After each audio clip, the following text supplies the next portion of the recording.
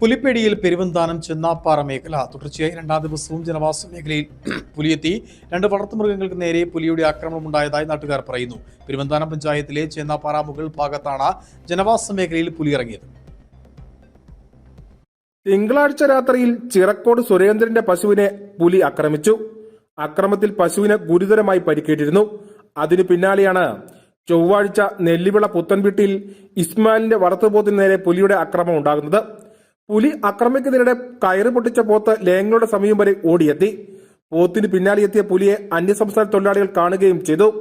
ഇവർ ബഹളമുണ്ടാക്കിയതിനെ തുടർന്ന് പ്രദേശവാസികൾ ഓടിക്കൂടിയപ്പോൾ പുലി ഓടിമറിഞ്ഞതായി നാട്ടുകാർ പറഞ്ഞു. തുടർന്ന് വനപാലകരെത്തി പ്രദേശത്ത് തെരച്ചിൽ നടത്തി. പുലിയെ നേരിട്ട് കണ്ടതോടെ പ്രദേശവാസികൾ ഏറെ ഭീതിയിലായിരിക്കുകയാണ്. പുലിയുടെ സാന്നിധ്യം മേഖലയിൽ ഉണ്ടായതിനെ തുടർന്ന് വനം വകുപ്പ് ഇവിടെ കൂട് സ്ഥാപിക്കാൻ ഒരുങ്ങുകയാണ്.